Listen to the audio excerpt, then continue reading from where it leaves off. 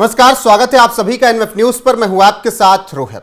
लोकसभा में वक्फ बोर्ड संशोधन बिल जब पेश किया गया और लंबी चर्चा चली तो इस दौरान तमाम बार हंगामे हुए, तीखी नोकझोंक हुई। हालांकि देर रात तक लोकसभा में बिल पास हो गया, लेकिन अब राज्यसभा की बारी है और राज्यसभा में भी बवाल शुरू हो गया है, विपक्ष का हंगामा शुरू हो गया है। ऐसे में नेता बीजेपी मृत्युंजय शर्मा मेरे साथ हैं और उनसे बात करेंगे कि किस तरीके से वक्फ बोर्ड संशोधन बिल पर विपक्ष हंगामा मचा रहा है और क्या कुछ मुस्लिमों के लिए खतरा पैदा किया जा रहा है बीजेपी की तरफ से, जो आरोप लग रहे हैं। बहुत बहुत स्वागत है मृत्युंजय जी आपका एनएफ न्यूज पर। नमस्ते रोहित जी, धन्यवाद। मंदिर, मस्जिद, मजार, कब्रिस्तान, मुसलमानों की पर्सनल जमीन, उनका सोना चांदी गहना सब छीन लेंगे आप लोग?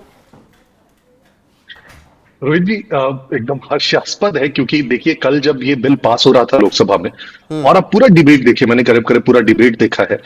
पूरे डिबेट में विपक्ष की ओर से किसी भी नेता ने, रोहित जी, एक भी नेता आपको नहीं दिखा, खास करके जो प्रमुख नेता है, जिन्होंने इसके टेक्निकल इश्यूज पे बात की हो, जिन्होंने इस पे बात की हो कि ये जो बिल आ रहा है इसमें ये जो सेक्शन है इससे ये प्रॉब्लम हो सकती है, इसमें इसके बजाय ये करना चाहिए। जितने भी विपक्ष के नेता, अब सबसे बड़े तो विपक्ष के नेता राहुल गांधी, उन्होंने तो कुछ बोला ही नहीं बिल पे। आपने देखा 4 दिन से ऐसे नहीं आ रहे थे लोकसभा, आए, थोड़े देर बैठे, वोट किया, चले गए। प्रियंका गांधी ने कुछ नहीं बोला। अखिलेश यादव, आपको याद है, वो योगी पे बोल रहे हैं, बीजेपी अध्यक्ष पे बोल रहे हैं, वक्त पे कुछ नहीं बोल रहे हैं। वो वैसे ही बस वो बिल फाड़ के एकदम थिएट्रिक्स कर रहे हैं कि ये अनकॉन्स्टिट्यूशनल है। एक दो और स्पीकर से कि ये अनकॉन्स्टिट्यूशनल है, हक छीन लिया जाएगा, सारी इस तरह की बातें जो हम भाषणों में करते हैं। सदन कोई भाषण का स्थान नहीं होता, सदन पॉइंट का स्थान होता है जहां पे आप एग्जैक्ट रीजंस देते हैं। और पूरा विपक्ष ने एक भी ऐसा टेक्निकल इशू नहीं उठाया।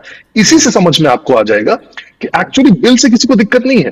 दिक्कत इस बात से है कि बिल के माध्यम से जो चीजें सुधारी जा रही है वो इनके वोट बैंक को अफेक्ट करेगी, वो सबसे बड़ा प्रॉब्लम है। और इसी को वो नैरेटिव फैलाने की में कोशिश कर रहे हैं कि जिससे इमोशनल होकर लोग इससे जुड़े और कम से कम मान ले कि हाँ, हमारा सब कुछ लुट जाने वाला है। जबकि रोहित जी, इनफैक्ट मैं मानता हूं जो पूरा वक्फ बिल है और जो पूरा वक्फ बोर्ड आप देखेंगे तो जमीनें जो सबसे ज्यादा कब्जे में अगर हैं भी, तो उसमें भी जो सबसे इन्फ्लुएंशियल सेगमेंट आप देखेंगे मुस्लिमों को हो सकता है टॉप 2 या 5% लोग होंगे जो बहुत इन्फ्लुएंशियल है, जो जमीन कब्जा सकते हैं, उनके पास होगा। जो एक्चुअल पॉपुलेशन है उसके पास ना वक्त की प्रॉपर्टीज है, ना उससे कोई उसको फायदा हो रहा है, वो बस एक इमोशनली कनेक्टेड है और उनको इन्वोक किया जा रहा है कि देखो तुम्हारी संपत्ति लुट रही है। तो एकदम हास्यास्पद है रोहित जी।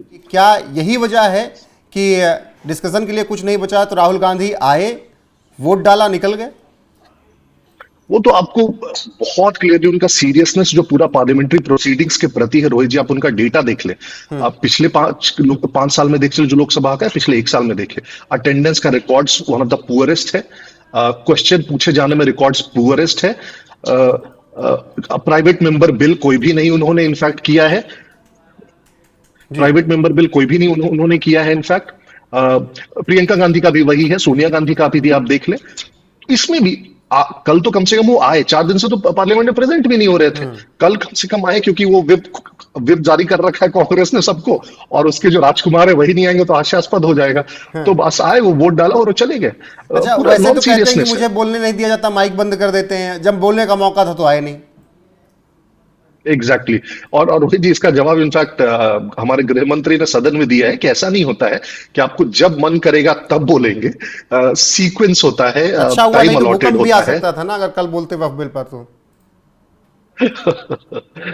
टाइम अलॉटेड होता है, और अगर वो वक्त पे बोलना चाहते हो तो सबसे ज्यादा, और इनफैक्ट जो पार्टीज है वही टाइम अलॉट करती है, तो कांग्रेस ही टाइम अलॉट करती है। तो चाहे पूरा का पूरा टाइम ले लो अपनी पार्टी का, बोले घंटों भर जितना उनको वहां पे बोलना है, लेकिन वो जब प्रेजेंट ही नहीं रहेंगे तो बोलेंगे क्या उस पर रोहित जी? अच्छा, आखिरी सवाल मणिपुर से जुड़ा हुआ कि मणिपुर पर भी चर्चा हुई वक्फ बोर्ड संशोधन बिल पास होने के बाद। मणिपुर पर भी थरूर को अकेले छोड़ के निकल गए, राहुल गांधी रुके नहीं, क्योंकि 10 मिनट ही चर्चा करनी थी, फिर भी नहीं रुके वो, अगर कांग्रेस का वक्त था। वैसे मणिपुर पर खूब हमलावर रहे, सरकार को घेरते रहे। आखिर ऐसा क्या लगा कि जब अमित शाह जवाब दे रहे थे तो वो सुनने के लिए राहुल गांधी क्यों नहीं रुक पाए?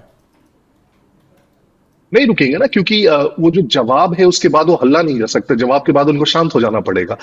और आप जवाब भी सुनिए, बहुत क्लियरली उन्होंने बोला है कि जो भी सिचुएशन है उससे खुश नहीं है, लेकिन पिछले 4 महीनों से वहां हिंसा नहीं हुई है, कंटेन रही है। ये एक प्रोग्रेस है और वहां पे लगातार काम की जा रही है। उन्होंने भागने की कोशिश नहीं की सवाल से या उसको अवर्ट नहीं किया। और जब कोई ऐसा बोलेगा कि 4 महीने से शांति है तो पसंद तो आएगा नहीं फिर विपक्ष को, ये उनको फिर आगे हल्ला किस चीज पे करेंगे, और इसलिए चुपचाप से निकल गए वहां से। ठीक है मृत्युंजय शर्मा जी, फिलहाल लोकसभा के बाद राज्यसभा में भी हंगामा चल रहा है। बाकी आपका जुड़ने के लिए बहुत बहुत शुक्रिया। दर्शकों को यह चर्चा कैसी लगी कमेंट में अपनी राय जरूर बताएं। बने रहें हमारे साथ। नमस्कार।